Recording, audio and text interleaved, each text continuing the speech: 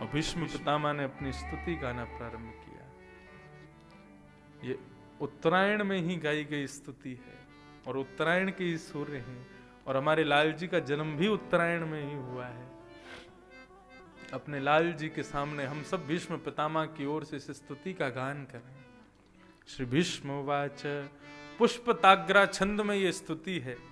मानो भीष्म पितामह ने प्रत्येक श्लोक के माध्यम से ठाकुर जी के चरणों में पुष्प अर्पित किए हैं।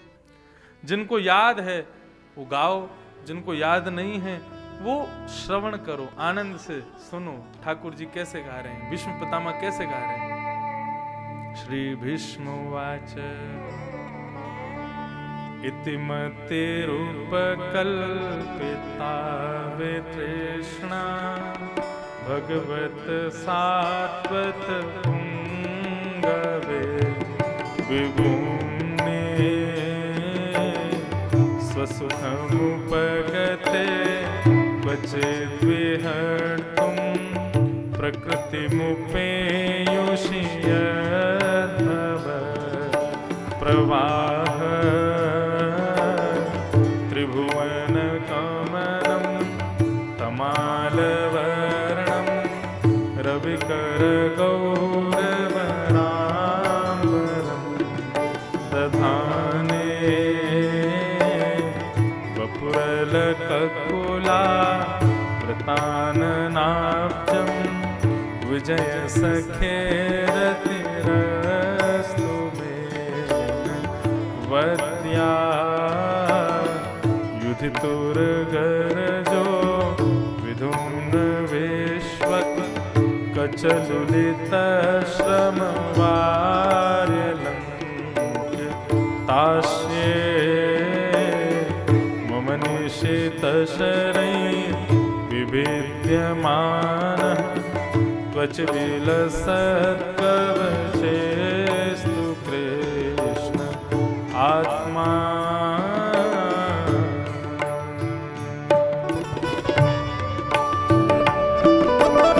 द्वारिकाधीश की, श्री गिरधरलाल प्यारे की।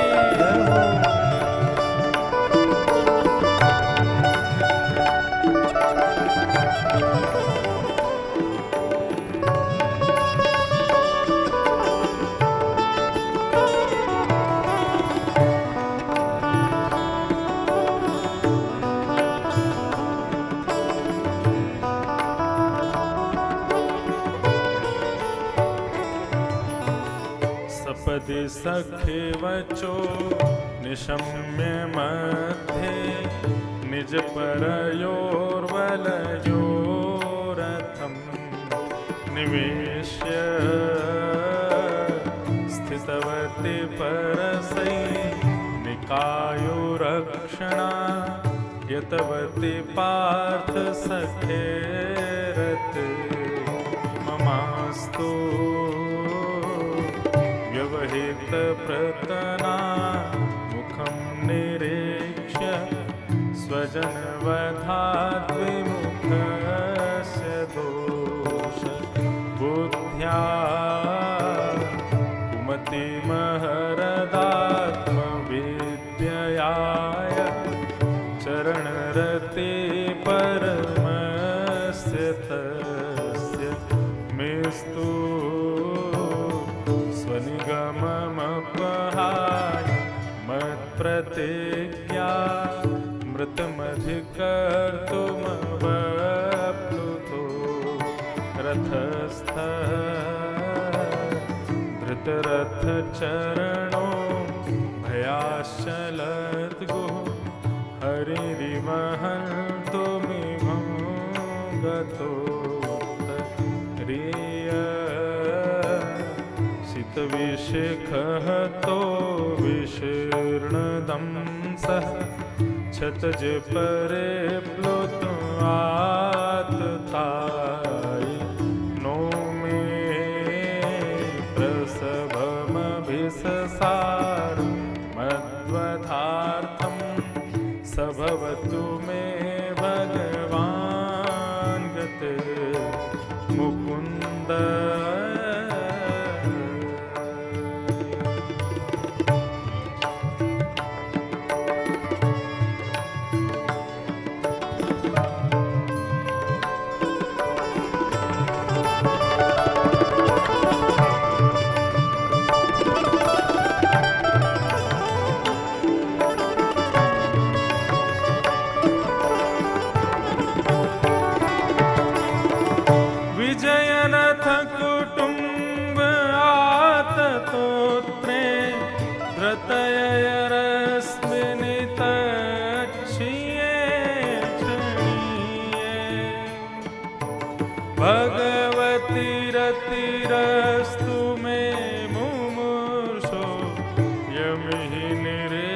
हता गता स्वरूपम ललित गति विलास वल्गुहासः प्रणय निरीक्षण कल्पितो रुमान कृतवन कृतवत्य उन्मदान्धा प्रकृतिमगन किलयस्य गोप बद्ध्वः मुनिगणनपवर्य संकुलेन्तः सदसि युधिष्ठिरराजसूय येषामहरणमुपपेत् इच्छणीयो मम दृशिगोचर एषयाविरात्मा तमिममहमजं शरीरभाजां हृदि हृदिधिष्ठितमात्मकल्पितानां प्रतिदृशमिव नैव भार्गमेकं समधिगतोऽस्मि विधूतभेदमोह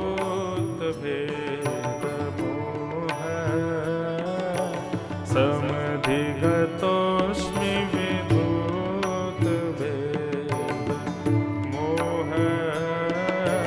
समधिगतोऽस्मि विधूतभेदमोह।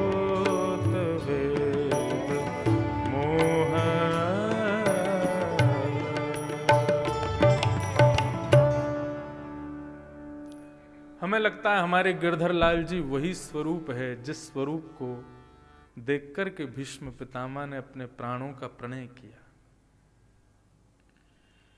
ऐसा भाव मन में प्रकट होता है और न जाने कितनी बार मैं भीष्म स्तुति लाल जी को सन्मुख बैठ के सुना चुका, क्योंकि भीष्म स्तुति और लाल जी इन दोनों की जन्म तिथि एक ही है। तो निश्चित ही हमारे ठाकुर जी जब भीष्म पितामह के सन्मुख विराज रहे होंगे वास्तव में द्वापर में, तो भीष्म पितामह के इस भाव को सुनकर के प्रसन्न हासा रुणलोचलोल्लसत् मुखाम भुजो ध्यान पतश्चतुर्भुज, इस भाव का जब वर्णन कर रहे थे भीष्म पितामह कि आप मेरे सामने दुखी नहीं, प्रसन्न हासा रुणलोचलोल्लसत्, प्रसन्न मुद्रा में खड़े हो जाइए। और आपको एक और भाव बताऊं मैं, भीष्म पितामह के जब ठाकुर जी वहां पहुंचे तब चरणों के पास खड़े थे। अब बाणों की सैया पर कोई लेटा हो तो वो नीचे पैरों की ओर कैसे देखेगा? पूरे रोम रोम में बाण लगे हैं, तो भीष्म पितामह कोई ऐसे लेटे होंगे तो ऐसे होंगे तो कर नहीं रहे होंगे, कोई तकिया तो लगी नहीं थी उनके नीचे। कितना अद्भुत भाव! ठाकुर जी को देखने की इच्छा जब भीष्म पितामह की प्रकट हुई तो ठाकुर जी चरणों के पास से हटके उनके मुखमंडल के पास आ गए, और जिस प्रकार से श्रीनाथ जी नीचे की ओर देखते हैं ऐसे लाल जी श्री भीष्म पितामह को देख रहे हैं। तो मानो वास्तव में वे गिरधर स्वरूप में ही प्रकट होकर के भीष्म पितामह के मुखमंडल के ऊपर ही खड़े हैं और भीष्म पितामह उनको देख करके स्तुति गा रहे हैं। क्या भाव है! इतिमति रूप कल्पिता वितृष्णा भगवत सात्वत पुंगवे विभूम्नि। बहुत सावधानी से सुनिएगा। हम भगवान को क्या दे सकते हैं? देने को तो आप कुछ भी दो, लेकिन वास्तविकता ये देखनी है कि जो हम वस्तु ठाकुर जी को दे रहे हैं कहीं वो किसी रूप में ठाकुर जी से ही तो हमको प्राप्त नहीं हुई है। मेरे जन्मदिन पर आप आए, सब लोगों को तोहफा देते हुए देख आपके मन में आया मैं भी कुछ उपहार दूं, तो मेरे घर की ही पेंटिंग उतार के मुझको दे दी आपने। लो महाराज जी जन्मदिन की शुभकामनाएं, तो क्या वो उचित उपहार होगा? मेरे घर की ही पेंटिंग मुझको। वास्तव में ठाकुर जी को हम जो कुछ भी पधराते हैं, जो कुछ भी देते हैं, क्या वो ठाकुर जी ने आपको नहीं दिया?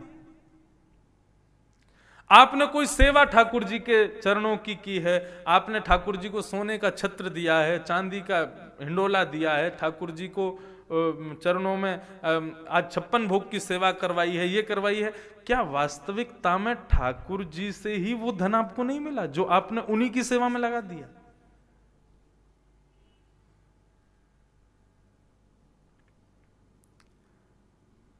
संसार में ठाकुर जी के आनंद रस की प्राप्ति के लिए सेवा जरूरी है, लेकिन वास्तविकता में ये सेवा ठाकुर जी से ही प्राप्त आपको हुई और आपने वही वस्तु उनको दे दी।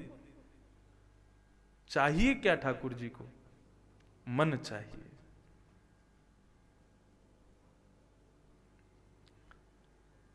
मन ठाकुर जी ने हमको नहीं दिया, वो हमने स्वयं बनाया है।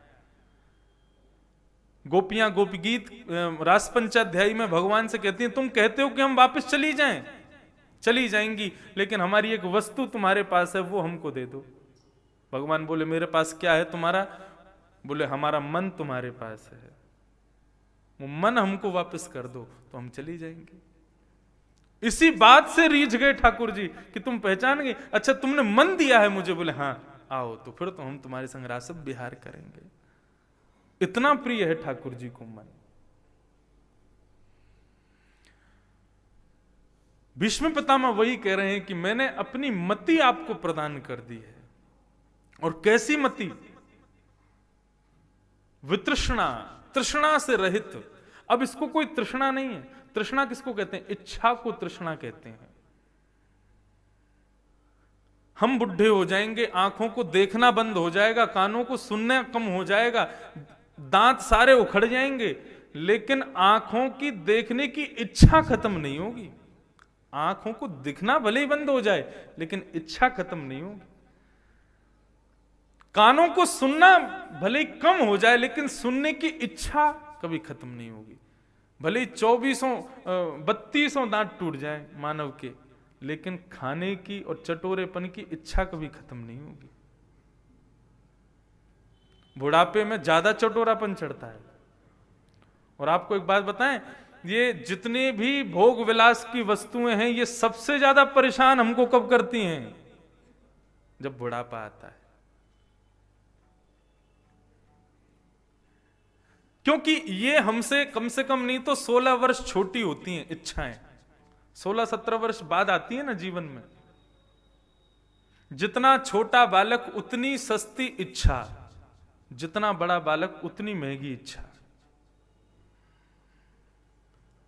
किसी बड़े बालक को रुदन कर रहा हो और उसको खुश करने के लिए आप टॉफी दे दो तो खुश होगा? अपमान और समझेगा मेरा अपमान कर दिया, नो टॉफी खिला रहे हैं, मैं रो रहा हूं यहां पे।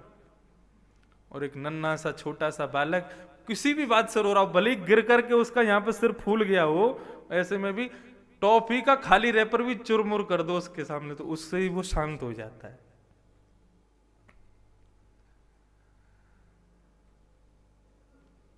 इच्छाएं कभी बुढ़ी नहीं होती, हम बुढ़े होते हैं। तृष्णा न जीर्णा वयमेव जीर्णा। उतरिए रथ से, आपका नियम आज वाला पूरा कीजिए। रोज जैसे आप गेट खोल करके अपना हाथ रखते थे, मैं पैर रख के उतरता हूं, वैसा आज भी नहीं, आज तुम पहले ही उतर जाओ। अर्जुन बोला क्यों? बोले उतरो तो सही, फिर बताते हैं हम। अर्जुन जैसे ही रथ से उतरा, अर्जुन के उतरते ही ध्वजा पर बैठे हुए ध्वजा पर बैठे हुए श्री हनुमान जी महाराज प्रस्थान कर गए। और हनुमान जी के प्रस्थान करते ही ठाकुर जी अपने सारथी की जो गद्दी थी वहां से जैसे ही नीचे उतरे, जोर का विस्फोट हुआ और पूरा रथ जल करके ध्वस्त हो गया। अर्जुन आश्चर्यचकित हो गए, प्रभु ये क्या हुआ? ये रथ, इसको तो मैं सजाने वाला था, इसको तो मैं रखने वाला था, इस पर बैठ करके मैंने युद्ध किया, इसके सारथी आप थे, ये सब भाव मेरे कितने जुड़े हुए थे इससे, ऐसा क्यों हुआ? तो भगवान बताते हैं, बोले कि इस रथ ने ना जाने कितने भयंकर भयंकर ब्रह्मास्त्र से भी तीव्र बाणों को सहा है। और सबसे बड़ा ब्रह्मास्त्र क्या है? बोले अखंड ब्रह्मचर्य का पालन कर रहे भीष्म पितामह की क्रोध भरी दृष्टि सबसे बड़े ब्रह्मास्त्र है। वो यदि वृक्ष को भी क्रोध में देख लें तो हरा भरा वृक्ष भी जल करके नष्ट हो जाता है। तुम्हारा तो सूखी लकड़ियों का बना हुआ ये रथ है, ये वास्तव में बचा हुआ था, क्योंकि ऊपर हनुमान जी और सन्मुख में विराज रहा था। उनके ब्रह्मचर्य का तेज इतना था कि वे क्रोध से यदि किसी को देख लें तो उसके प्राण तो उधर ही निकल जाएंगे। ऐसे ब्रह्मचारी थे श्री भीष्म पितामह। भीष्म पितामह ब्रह्मचारी हैं तो आपकी बेटी कहां से हो गई? तो भीष्म पितामह कहते हैं प्रभु आपने प्रत्येक मानव को एक एक बेटी दी है। कौन सी बेटी? बोले मति। ये मति ही बेटी है, अपनी सारी इच्छाएं पूरी करवाती है हमसे। ये मन ही तो कहता है कि हमें कथा में जाना है, हमें कथा सुननी है, उत्सव में जाना है, या उत्सव में नहीं जाना तो भी मन ही कहता है कि नहीं जाना। ये मति ही पुत्री है प्रभु, मैं चाहता हूं कि इसका ब्याह आपके साथ हो जाए, तो आप मेरे दामाद बन जाओगे, आप मेरे जामाता हो जाओगे, फिर आप जो चाहोगे वो मेरी बेटी की इच्छा होगी, और फिर जो मेरी बेटी इच्छा करेगी वो मैं करूंगा। इसलिए प्रभु मेरी बेटी से आप ब्याह कर लीजिए। भीष्म पितामह के इस भाव को सुन के भगवान बोले कन्या वर्यते रूपम, कन्या को रूप चाहिए, तुम्हारी बेटी को हम पसंद हैं। भीष्म पितामह कहने लगे त्रिभुवन कमनम तमालवर्णम रविकर गौरवराम्बरम दधाने वपुरलककुलावृताननाजं विजय सखे रतिरस्तु मेन वद्या। त्रिभुवन कमनम तमाल वर्णम, आपके सौंदर्य का तो क्या ही वर्णन करूं प्रभु मैं।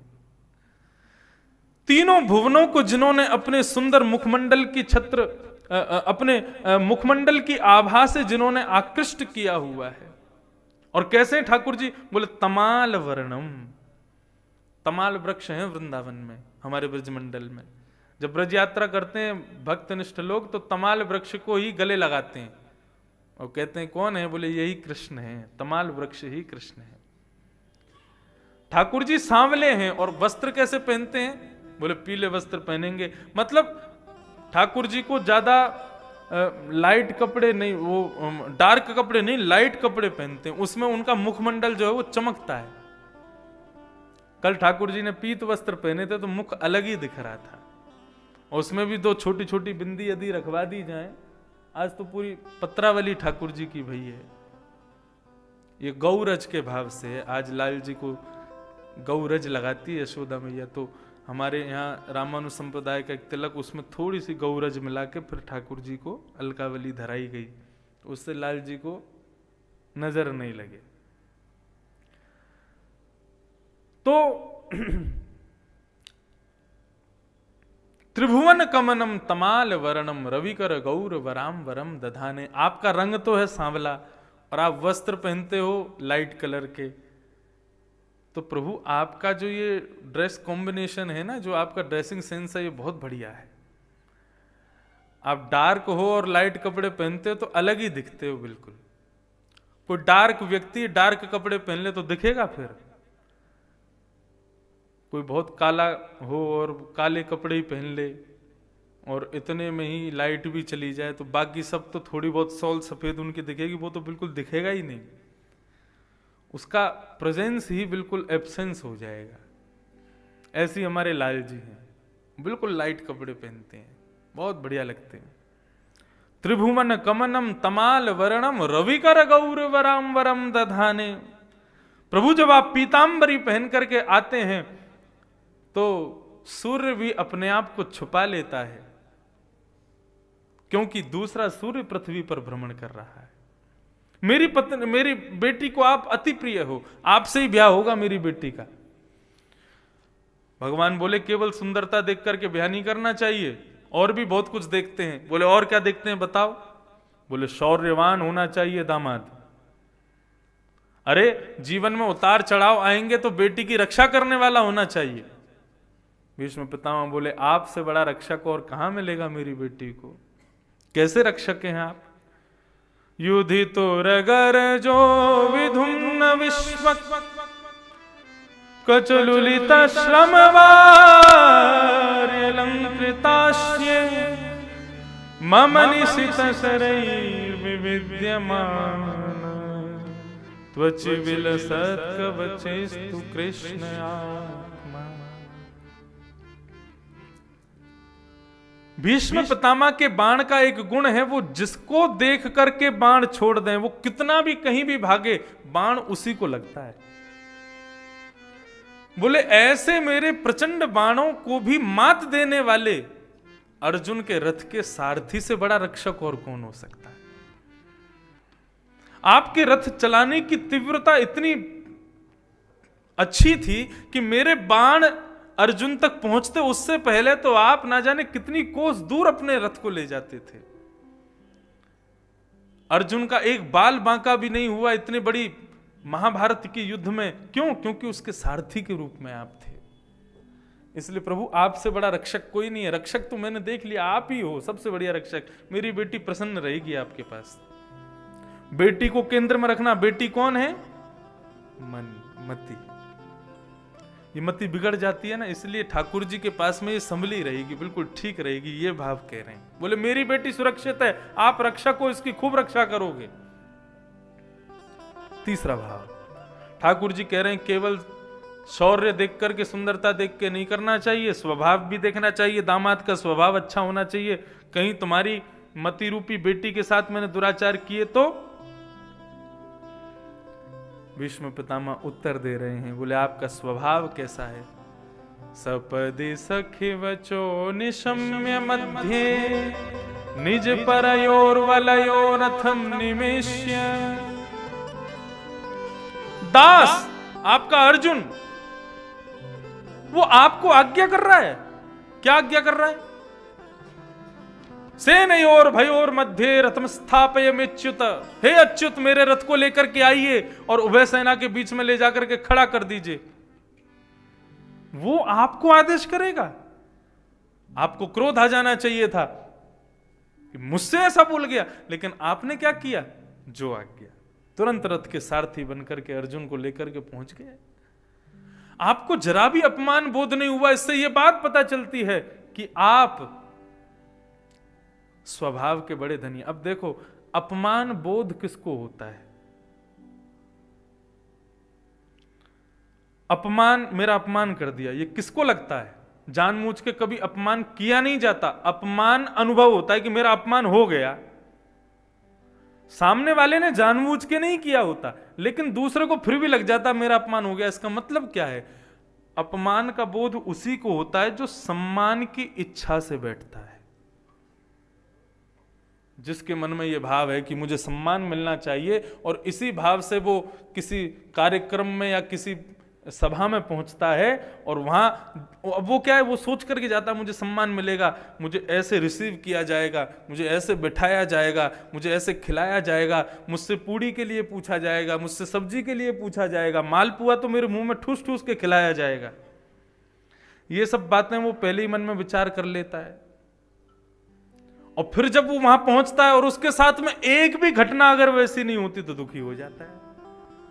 मालपुआ तो पूछा ही नहीं, हमसे पूछा ही नहीं भोजन के लिए, हमसे कहा ही नहीं कि तुम बैठ जाओ, हम तो खड़े ही रहे 2 घंटे।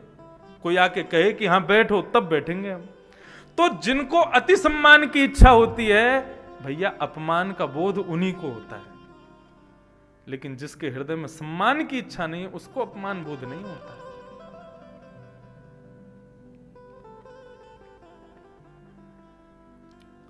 आपका स्वभाव बहुत पवित्र है प्रभु।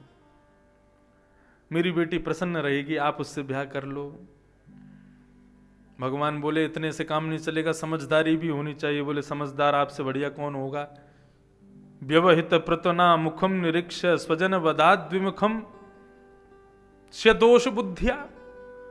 अर्जुन के हृदय में प्रकट हुई, मन में प्रकट हुई दोष बुद्धि को आपने गीता के ज्ञान से दूर कर दिया। आपसे बड़ा समझदार और कौन हो सकता है?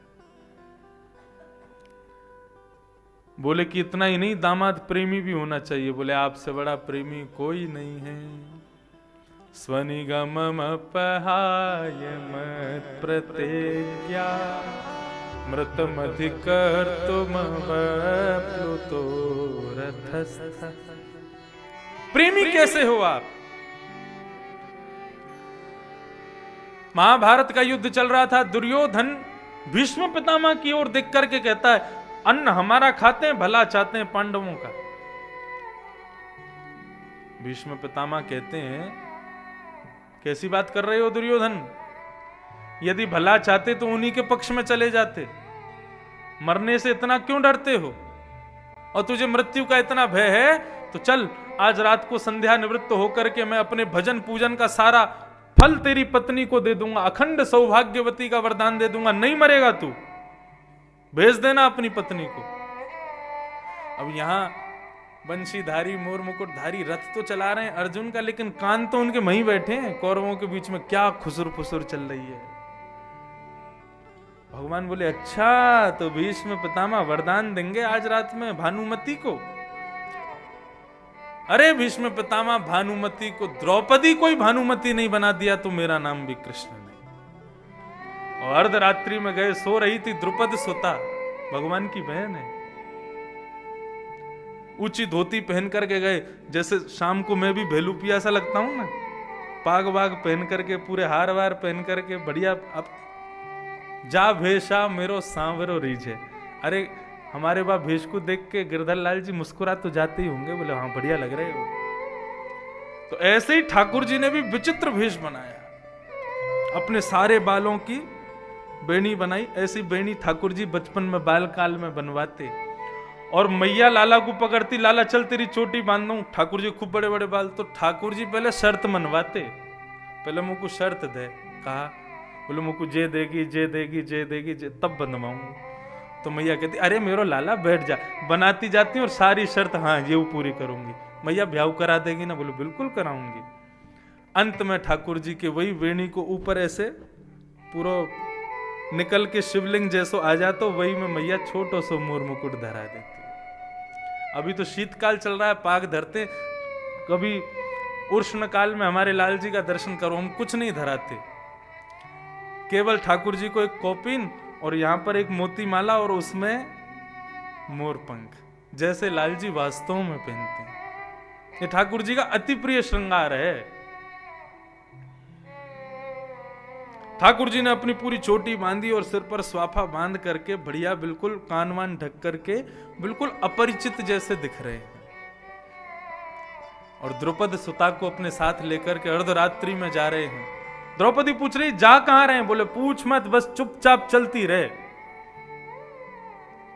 क्या करना है मुझको? बोले भीष्म पितामह को जाकर के प्रणाम करना है, वो आशीर्वाद देंगे, आशीर्वाद लेके चुपचाप बाहर आकर के वापस आके सो जाना है और कुछ नहीं करना। बोले सुबह ले लेंगे। बोले सुबह नहीं, अभी चाहिए। सुबह तक का इंतजार करेगी तो तेरा भाग्य हाथ से निकल जाएगा। और सुन, कोई पूछे ना कौन आया साथ में, तो मेरा परिचय मत दे दियो। बोले अब तुम जा ही रहे हो साथ में तो पूछेगा तो सही कोई भी, तो मैं देख पहचान में तो ज्यादा आ नहीं रहा हूं, कोई पूछे कौन आया तो बोल दियो ग्वारिया आया हमारा, गैयाओं की सेवा करता है हम पांडवों की, मैंने भाई बना लिया, ऐसा करके कुछ भी बोल दियो, लेकिन ये मत बताइयो कि कौन आया। ठाकुर जी बाहर ही रुक गए, द्रौपदी भीतर प्रवेश की, भीष्म पितामह ध्यानस्थ बैठे हैं। और इतने में ही नूपुरों की आवाज आई तो उनको लगा कि भानुमति आ गई है।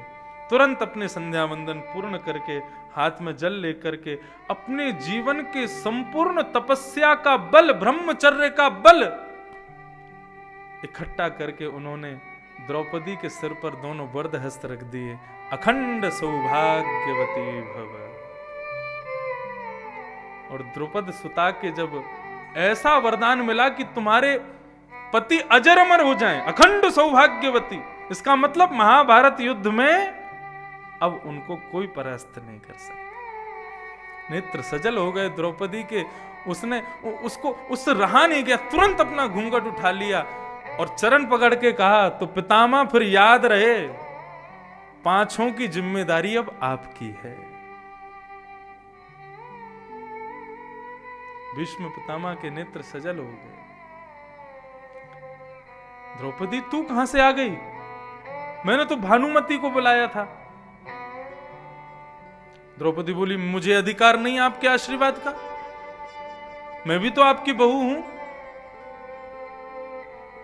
भीष्म पितामह आनंदित हो गए। वो चाहते तो थे ही कि पांडव जीतें, लेकिन तुरंत भीष्म पितामह ने आंखों का रंग बदला, चेहरे का ढंग बदला और बिल्कुल जैसे शेर गर्जना करता है बोले, द्रौपदी इतनी रात को तुझे मेरे आशीर्वाद लेने की इच्छा क्यों हुई? सुबह भी तो आ सकती थी, इसी समय क्यों आई है? अब द्रौपदी के पास देने को कोई उत्तर नहीं। बोले, बस आपकी याद आई, लगा आपका आशीष। बोले, ये आज बड़ी याद आई मेरी याद आई कि किसी ने दिलाई। कौन आया है साथ में? अकेली तो आई नहीं हो तुम, कोई आया है ना साथ में? अब द्रौपदी तो उसकी जीभ लड़खड़ाने लगी, नहीं नहीं कोई नहीं आया, आया तो है, लेकिन आया वो आया नहीं है, आया तो है। कौन आया है? बोले, गोपाल भैया। कौन है ये गोपाल भैया? बोले, हमारी गैया चराता है, दूध निकालता है, उनकी सानी करता है, गोबर उठाता है, ऊपले थापता है। अच्छा, दिखा जरा कौन है गोपाल भैया, मैंने तो नाम ही पहली बार सुना उसका। नहीं, आप देख के क्या करेंगे, आप राजा हैं महाराज, आप जाएंगे उससे मिले? बोले, मुझे चलना है। द्रौपदी का हाथ पकड़ करके बाहर आए। गोपाल भैया कहां हैं? दूर खड़े थे ठाकुर जी, घबरा गए। बोले, फंस गए। भीष्म पितामह ने कहा, इधर आओ गोपाल भैया। कौन हो तुम? बोले, हम ग्वारियां हैं, गैया चराते हैं, आदि आदि। बोले, इधर आओ देखें तो सही, तुम ग्वारिया। ठाकुर जी को पास बुला करके मुखमंडल देखा। कितने छुपा लो, कितनों भर दो श्रृंगार से, लेकिन मुखमंडल छुपता है ठाकुर जी का। जितनो श्रृंगार करो या जितनो कम श्रृंगार करो, ठाकुर जी की मुख की कांति तो सदा एक सी रहती है। मुखमंडल को देख करके वे समझ गए कौन है। तुरंत स्वाफा आदि सब खोल दिया, अलकावलियां खुल गई। ठाकुर जी का सुंदर स्वरूप श्री राधा रमन लाल जी का प्रकट हो गया भीष्म पितामह के सामने। छलिया माखन चोर मरकट बंधु, सारे उल्टे सीधे काम करता है। भानुमति को आशीर्वाद दिलाना था, तूने द्रौपदी को दिलवा दिया। कहां से करते हो ये सारे काम तुम? ठाकुर जी बोले, हम तो बचपन से ही कहते आ रहे हैं, हम जय जय हैं, लेकिन कोई माने ही ना है। अरे हम ही जय जय हैं, हमको सब पता हो रहे कौन कहां क्या कर रहा है। भीष्म पितामह ने एक बार तो अपने अंक में भर लिया ठाकुर जी को और बोले, अब तू जय जय है ना? बोले, हाँ। तो कल ते दिखा अपनी जय जयगिरी, अब कल ते मैं लड़ूंगा महाभारत युद्ध और देखता हूं कैसे बचाओगे तुम पांचों को। भीष्म पितामह ने प्रतिज्ञा ली है, वासुदेव कर चक्र न धरहि तो तुमको मुख न दिखाऊं। जब पता चला कि कृष्ण ने प्रतिज्ञा ली है मैं महाभारत युद्ध में शस्त्र धारण नहीं करूंगा, तो यहां भीष्म पितामह ने भी प्रतिज्ञा ली है, वासुदेव कर चक्र न धरहि तो तुमको मुख न दिखाऊं। लाजत है मेरी गंगा जननी, मैं शंतनु सुत न कहाऊं। यदि मैंने वासुदेव कृष्ण के हाथ में शस्त्र धारण नहीं करवा दिया तो शर्त है मेरी, मरूंगा तो उल्टा गिरूंगा। संतनु का बेटा नहीं, गंगा का पुत्र नहीं मैं। आज प्रभु को उस अपनी प्रतिज्ञा को स्मरण करते हुए भीष्म पितामह बोले, अब कल से देखना युद्ध मैं लड़ूंगा। दुर्योधन को जाकर के कह दिया, आज से युद्ध मेरी नीति से चलेगा।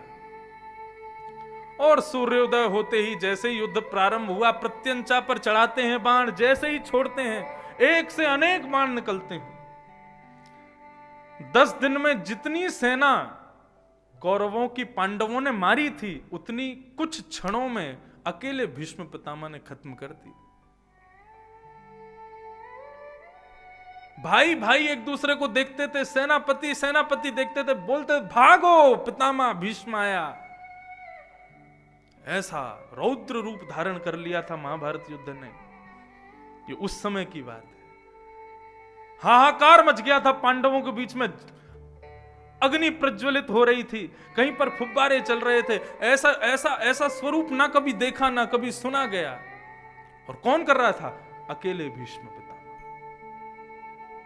भगवान चिंतित हो गए, बोले पितामह से कैसे बचाया जाए। और सब कुछ तहस नहस करने के बाद पितामह भीष्म ने अपने रथ को रोका, बाण निकाल करके प्रत्यंचा पर चढ़ाया और प्रत्यंचा पर चढ़ा करके केंद्र में किसको लिया? अर्जुन को। और जैसे ही अर्जुन को केंद्र में लेकर के बाण को अभिमंत्रित किया, ठाकुर जी ने देखा और भीष्म पितामह को इशारा कर रहे हैं, बोले प्रतिज्ञा भूल गए, रात का वरदान भूल गए अपना। भीष्म पितामह बोले अब तो ये मरेगा, तुम बचा के दिखाओ। ठाकुर जी बोले ये ऐसे नहीं मानेंगे, क्या करूं कैसे करूं, कुछ तो करना पड़ेगा, रोकना तो पड़ेगा। तभी एक रथ टूट गया था, उसका रथ का चक्का पड़ा हुआ था। ठाकुर जी को कोई अस्त्र शस्त्र दिखाई नहीं दिया, तुरंत अपने रथ से कूदे हैं, दौड़ करके गए, रथ का चक्का उठा करके, मानो जिस प्रकार शेर झपकता है एक हाथी के ऊपर, भगवान श्री कृष्ण मानो महाभारत युद्ध के मध्य में ही रथंग पाणे नृसिंह रूप में प्रकट हो गए हों। रौद्र रूप भगवान का, लाल लाल नेत्र चमक रहे हैं और दौड़ रहे हैं भीष्म पितामह का वध करने के लिए। पृथ्वी कंपायमान हो गई, बादल गरजने लगे, प्रलय का स्वरूप प्रकट हो गया। भगवान को क्रोध आया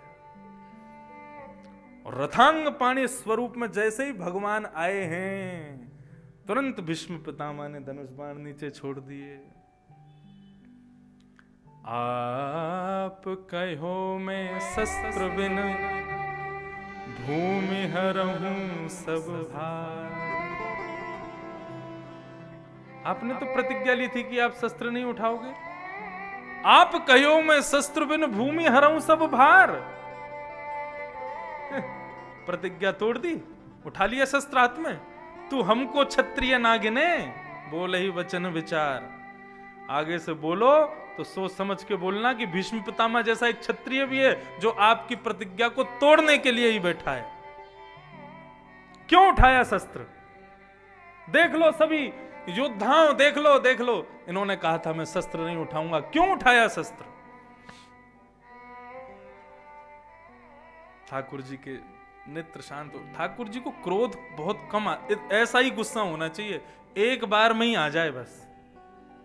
और जिन लोगों को ऐसा गुस्सा आता है वो एक बार में ही सब खत्म। जिनको बात बात पर गुस्सा आता है ना, उनके गुस्सा का प्रभाव भी कम हो जाता है। ये ऐसे ही बोलते रहे तो पूरे दिन।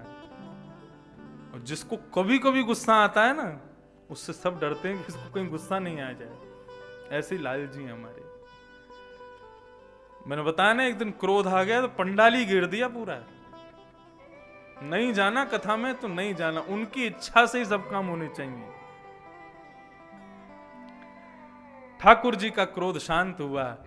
डार चक्र हरि हंस पड़ो, हंसने लगे ठाकुर जी। दियो उत्तर ब्रजराज, हमारे ब्रज का राजा उत्तर दे रहा है।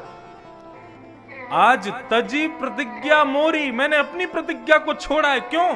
तोरी प्रतिज्ञा का, आज तेरी प्रतिज्ञा के लिए। क्योंकि मेरे भक्त का ये संकल्प था कि उसको मुझे शस्त्र के साथ देखना है, इसलिए मैंने भक्त की इच्छा पूरी करने के लिए अपनी प्रतिज्ञा तोड़ दी भीष्म पितामह। क्योंकि तुम चाहते थे कि मैं महाभारत युद्ध में शस्त्र के रूप में दर्शन दूं, इसलिए मैंने तोड़ दिया। ऐसे पितामह भीष्म।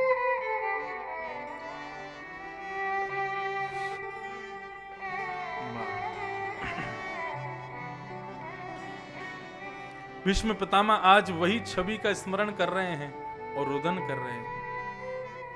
बोले प्रभु, संसार के लोग आपको कैसी कैसी नवनीत वस्तु अब भीष्म पितामह की स्तुति बदल जाती है, यहां से करुण भाव में आ जाते हैं। सबने आपको ना जाने कितनी सुंदर सुंदर वस्तु प्रदान की, लेकिन मैंने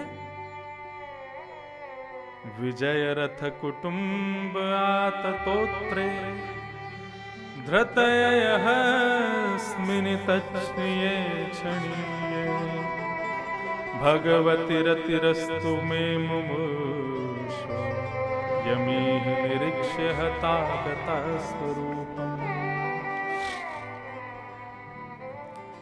अभी तक तो खूब आनंद में और खूब रुद्र भाव में भीष्म पितामह स्तुति कर रहे थे, लेकिन यहां से करुण भाव प्रारंभ हो गया। भीष्म पितामह कह रहे हैं, प्रभु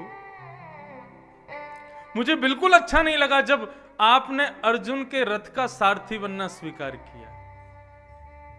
भगवान बोले, क्यों? बोले, जिनके हाथों में मुरली शोभायमान होती है, जिनके हाथों में शंख चक्र गदा पद्म सुशोभित होते हैं, उनके हाथ में एक घोड़े की चाबुक और रस्सी पकड़ा दी अर्जुन ने। प्रभु, मैंने आपके हाथ में शस्त्र धारण इसलिए करवाया ताकि मैं अर्जुन को बता सकूं, हे अर्जुन, जो तूने इनके हाथ में दिया है ये उसके योग्य नहीं है, ये इसके योग्य है। मैंने इसलिए आपसे प्रतिज्ञा की, और प्रभु मुझे क्षमा कर देना, मैंने खूब ऊंचे ऊंचे बाणों को खींच खींच करके आपके रथ की ओर लिया। उनमें से कई बाण आपके वक्षस्थल के कवच पर भी जाकर के लगे थे। जैसे ही आपने कवच उतारा था तब मैंने देखा था आपकी छाती पर मेरे द्वारा मारे गए बाणों की नुकीली नोक थोड़ी थोड़ी स्पर्श हुई थी, जिससे आपकी छाती पर छोटे छोटे रक्त के बिंदु थे। वो दृश्य देख करके मैं टूट गया था। प्रभु मुझे क्षमा कर दो, मैंने बहुत बड़ा अपराध किया। और अपनी स्तुति के अंत में भीष्म पितामह भगवान से वरदान मांगते हैं, मुझे प्रभु आपके प्रत्येक लीला का दर्शन हो गया, लेकिन एक लीला का दर्शन मैं करना चाहता हूं। कौन सी लीला का? ललित गति विलास वल्गुहास प्रणय निरीक्षण कल्पितो कृतमन कृतवत्य उन्मदान्धा प्रकृति मगन किलयस्य गोपवध्वा। कौन सी छवि देखनी है आपकी? बोले आपकी ललित गति। ये ललित गति कौन सी है ठाकुर जी की? 3 व्हीलर वाली, मैं इसको कहता हूं 3 व्हीलर वाली। ठाकुर जी 3 व्हीलर कब बनते हैं? शोभित कर नवनीत लिए, हाथ में नवनीत लेते हैं, और फिर नवनीत लेने के बाद ठाकुर जी क्या सोचते हैं? कोई मुंह से खान आ जाए आकू, या हमारे एकांत में जाने के लिए घुटरुन चलत रेनु तनु मंडत। ठाकुर जी जब घुटरुन चलते हैं तो क्या होता है? घुटने से चलते हैं और एक हाथ से चलते हैं। एक हाथ में तो मक्खन है, इसको रख नहीं सकते, तो यहां से यूं लुढ़कते रहे बार बार, फिर खड़े होंगे, फिर चलेंगे, फिर लुढ़क जाएंगे, फिर चलेंगे, फिर लुढ़क जाएंगे। गोरोचन तिलक किए। गाय के मस्तिष्क में होता है गोरोचन, और वो कभी कभी गऊ के मस्तिष्क से बाहर आता है, उसमें सुगंधी होती है, उसका तिलक ठाकुर जी को अति प्रिय है। वास्तव में जो ये पत्रावली का श्रृंगार ठाकुर जी को जो किया जाता है, इसका प्रारंभ कैसे है? 2 भाव हैं उसके। पहला भाव क्या है कि ठाकुर जी को पत्रावली पधराई नहीं जाती, वो अपने आप बनती है। कैसे बनती है? ठाकुर जी जब गैया चराने जाते हैं तो उष्ण रेशमी प्रकाश से सूर्य के ठाकुर जी के प्रश्वेत के बिंदु प्रकट हो जाते हैं मुखमंडल पर, और जब गैया ठाकुर जी को देख करके उछलती हैं तो उनके पैरों से उड़ने वाली धूल जो है वो ठाकुर जी के उन प्रश्वेत के बिंदुओं में जाकर के जम जाती है। और जब लाल जी गैया चरा करके लौट करके आते हैं तो प्रश्वेत के बिंदुओं से ही अलकावली ठाकुर जी के कपोलों पर, मुखमंडल पर अपने आप सुशोभित हो जाती है। एक भाव तो ये है। और दूसरा भाव क्या है कि ठाकुर जी जब अपने हाथ में मक्खन लेकर के चलते हैं और बार बार गिरते पड़ते रहते हैं तो मिट्टी लग गई है पूरे अंग पे। अब उसको मिटाने के लिए, छुड़वाने के लिए, साफ करवाने के लिए यशोदा मैया के पास जाते हैं। और यशोदा मैया के पास जैसे जाते हैं तो यशोदा मैया अपना श्रृंगार कर रही है। एक लाल बिंदी लगाती है, फिर एक सफेद बिंदी लगाती है, फिर एक लाल बिंदी, फिर एक सफेद बिंदी। तो ठाकुर जी मैया की ओर देखते हैं, मैया अपनों कितनो बढ़िया श्रृंगार करे, हमारो ना करे तो क्या करें। सोई ठाकुर जी दौड़ के जाते हैं और जहां पर गौरोचन रखा है उसमें गोबर भी मिश्रित है। तो ठाकुर जी हाथ में मक्खन है तो उस मक्खन की एक बिंदी लगाते हैं, फिर गोबर की एक बिंदी लगाते हैं, फिर मक्खन की एक बिंदी लगाते हैं, फिर गोबर की एक बिंदी लगाते हैं। ऐसे स्वरूप का दर्शन करने की इच्छा प्रकट होती है किसके भीतर? श्री भीष्म पितामह। बोले प्रभु मुझे वो स्वरूप देखना है आपका। कैसा स्वरूप है वो? कृतमनुकृतवत्य उन्मदान्धा प्रकृति मगन केलयस्य गोपवद्। आप गोपियों के कैसे चाकरी करते हो? मैंने देखा, मैंने सुना है। कैसी चाकरी करते हैं? बोले कोई गोपी आपको चोरी करता पकड़ लेती तो आपका हाथ पकड़ती, बोले चल तो मैया के पास ले चलूं, तो आप कहते अरे गोपी तो जो कहेगी वो करूंगा, लेकिन मैया के पास मुंह को मत ले चल। तो गोपी क्या करती है? ठाकुर जी को सामने खड़ा करती है और खुद ऊपर सिंहासन पर बैठ जाती। बोले अच्छा ले चलूं मैया के पास? बोले बिल्कुल मत ले जाओ। और जो कहूंगी तो करेगा? बोले करूंगा। बोले अच्छा चल मैं गा रही हूं, तू नाच के दिखा। सो गोपी गाना शुरू कर दे और ठाकुर जी ठुमुक ठुमुक करके नृत्य करें। कभी गोपी कह रही है कि लाला माखन खाएगा? बोले हाँ खाऊंगा। बोले पहले बंदर की तरह करके दिखा। तो ठाकुर जी बंदर की तरह हरकतें करते हैं। वही बात कह रहे हैं, बोले कृतम अनुकृतवत। आप जो अनुकरण करते हैं गोपियों के द्वारा कही गई बातों का, मुझे वो स्वरूप देखना है कि जगत नियंता जगदाधार कैसे अपने भक्तों की आज्ञा पालन करता है, कैसे उनकी चाकरी करता है। एक प्रकार से भीष्म पितामह कह रहे हैं मुझ पर कृपा कीजिए और मुझे वृंदावन पहुंचा दो। अगले जन्म में मैं वृंद में रहूं, वृंदावन में रहूं, ब्रज में रहूं और आपकी इस ललित गति का मैं दर्शन करता रहूं, इस स्वरूप का मैं दर्शन करूं। बस यही प्रार्थना है। भीष्म पितामह ने संपूर्ण स्तुति गाई। उत्तरायण का जैसे ही समय हुआ, उत्तरायण में सूर्य प्रवेश हुए, यही तिथि थी मकर संक्रांति की। और जैसे ही उत्तरायण के सूर्य उदयमान हुए, भीष्म पितामह ने सूर्य को प्रणाम किया। अपने मस्तिष्क के ऊपर खड़े हुए ठाकुर जी को निवेदन करके प्रणाम करके उनके मुख में से दिव्य ज्योति निकली और भगवान के हृदय में जाकर के समाविष्ट हो गई। बोलो भक्त वत्सल भगवान।